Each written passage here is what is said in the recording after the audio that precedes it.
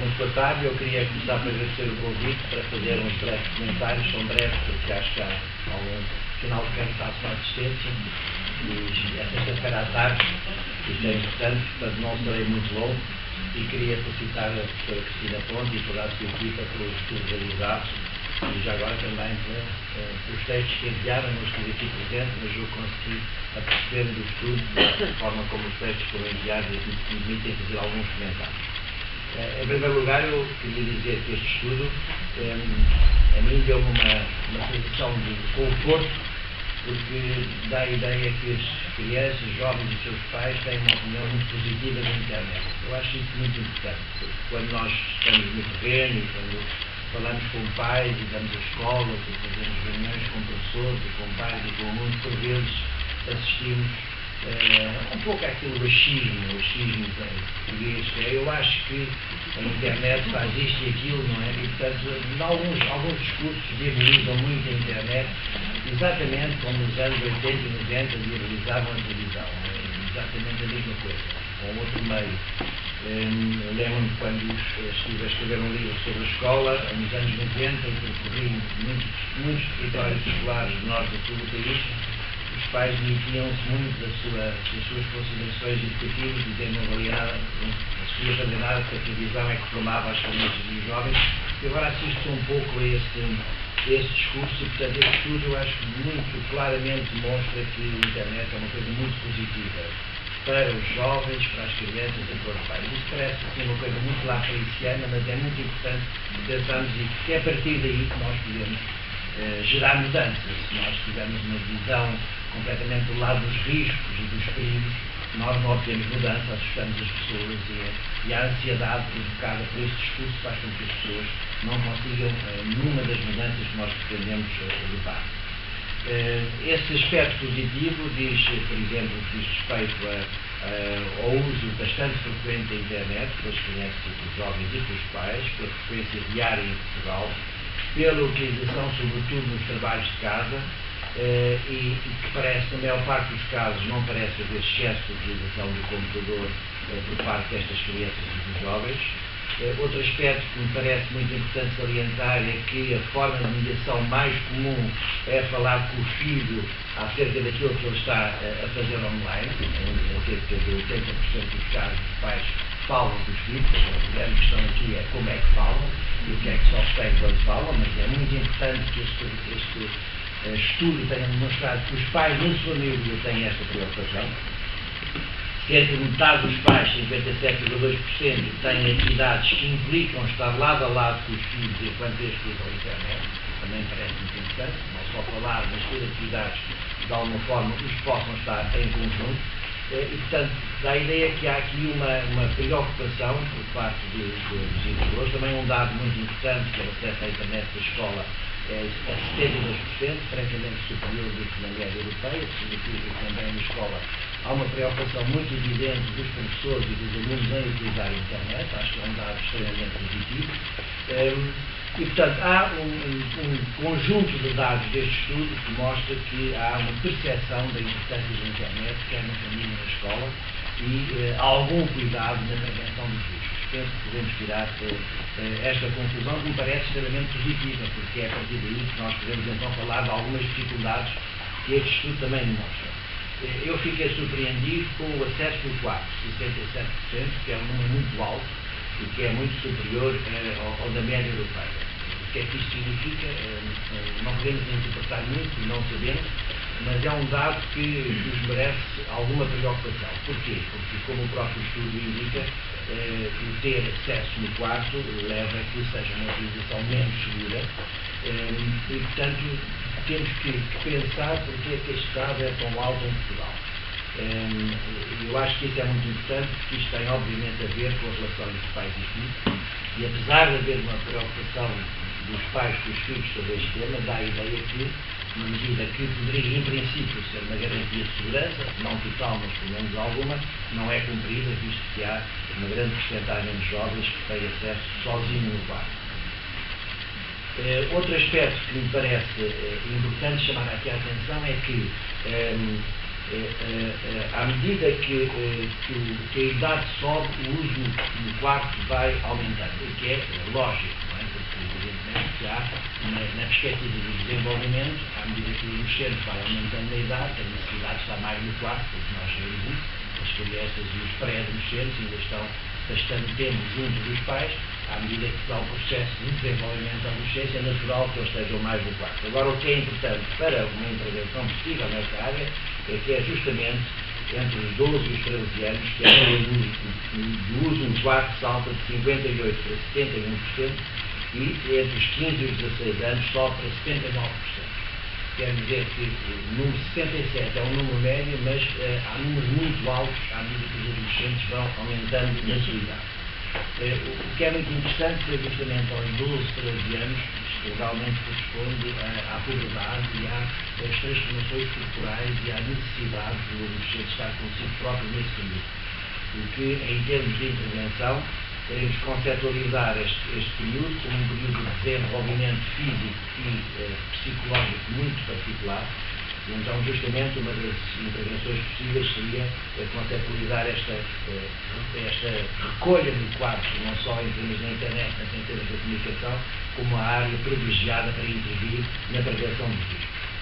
Outro aspecto que me chamou a atenção foi um número que tem algum significado dos jovens que têm comportamentos de adição ou dependência. Eu não gosto muito do termo adicto, que é um termo muito traduzido em inglês, e fujo muito às traduções. Nós, em psiquiatria, utilizamos o termo dependente. E, aliás, devo dizer, para aqueles que não saibam, que está em grande discussão se a dependência da internet vai ser considerada uma doença mental ou não. Já não tem fora uma classificação das doenças mentais, que é o DSM, para as que as psicologias e psiquiatria aqui presentes conhecem com certeza essa classificação, e o comitê que está a discutir, está justamente a discutir se os dependentes da internet devem ser considerados uma perturbação mental ao lado de outras dependências, como a dependência do jogo, a dependência do álcool, a dependência das drogas, que já são consideradas perturbações mentais.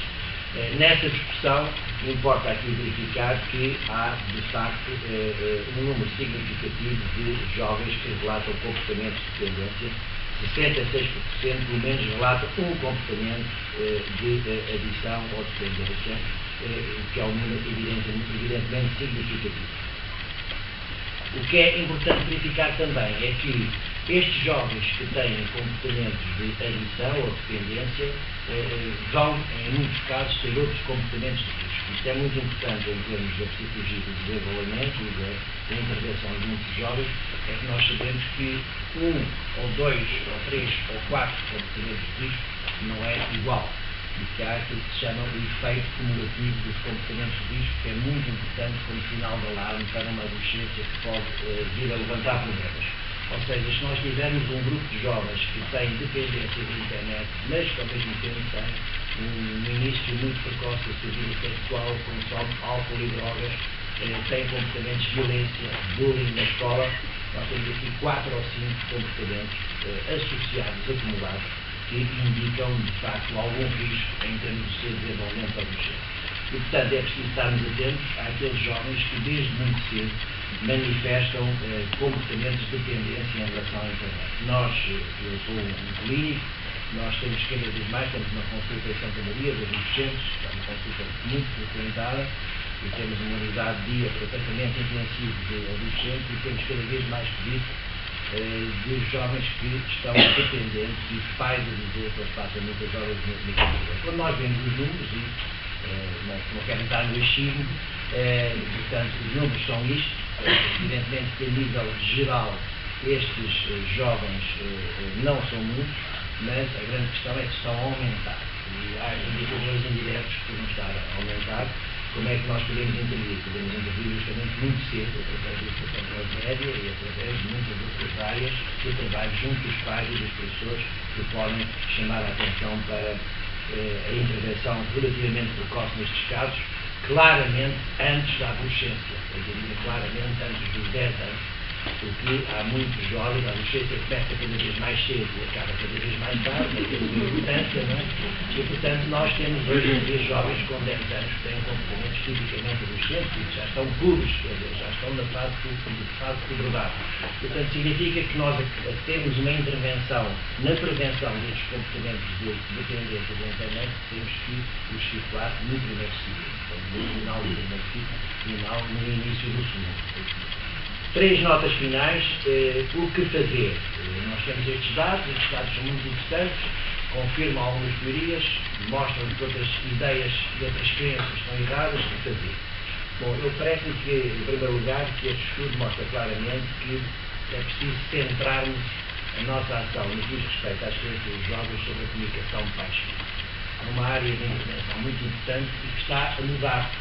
Eu conto sempre um exemplo dos meus próprios filhos, que estão na faixa etária entre os 30 e os 40, e que eu costumo dizer que foi a última geração que brincou na rua. Quando eles eram crianças, e eu vivia em Benfica, na zona de Lisboa, não tinha nada especial, mas eu deixava brincar na rua quando eles vinham da escola, e às vezes os pais até nem estavam em casa, e eles, bastante novos, ficavam na praçeta ao pé de casa, e depois é que iam para casa. Isto hoje em dia, que os meus netos, é completamente impossível, não é?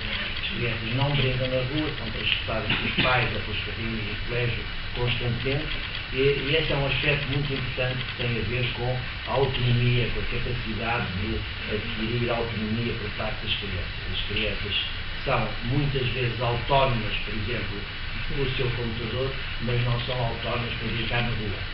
Significa que a vida familiar se modificou extraordinariamente nos últimos 30 anos. Podemos pegar nisto de muitas formas, os casamentos há mais instável, há mais divórcios, há mais famílias reconstruídas, temos uma situação de crise económica e financeira, mas também temos este aspecto muito interessante que é quando os meus filhos estavam em casa sossegados a ver televisão ou no quarto, eu ficava tranquilo.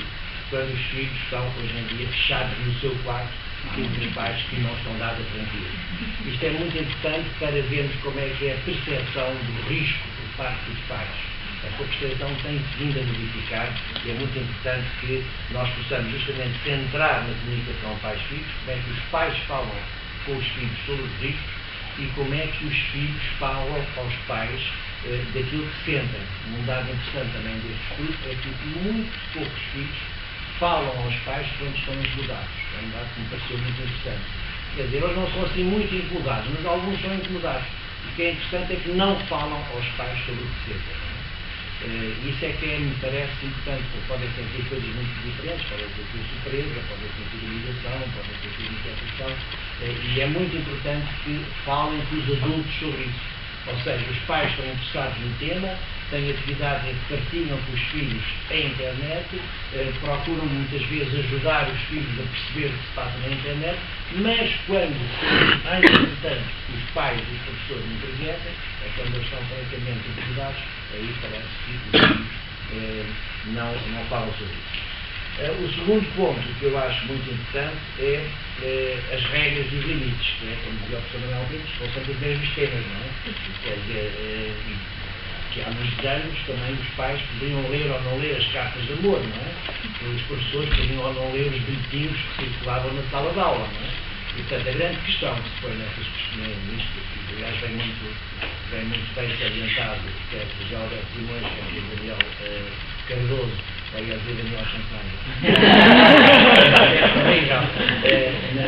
no texto que eu tive a ocasião de ler, que é o problema como é que os pais podem, de facto, sem invadir a privacidade dos filhos, ter algum comportamento de controle, porque na adolescência o que é importante é o equilíbrio entre a flexibilidade e o controle.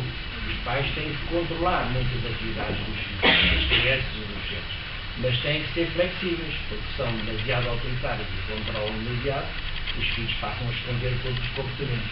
E, portanto, julgo que foi o Alberto Simões que fala do caráter furtivo. Achei muito interessante esta expressão, que é os pais que vão lá à sucata ver o que é que os filhos fizeram. Ora, evidentemente, em alguns casos é importante que o façam, mas introduz outro tema muito importante, que é o problema da confiança. Aquilo que os filhos fazem, e até que ponto é que isso introduz uma desconfiança muitíssimo desagradável na relação entre pais e filhos. Portanto, aqui nós temos que ajudar os pais a perceberem que têm que ter necessidade de vigilância e de controle, mas que têm alguma privacidade de modo a garantir a autonomia das crianças. Enfim, há algumas reflexões que eu gostaria de deixar. Muito obrigado.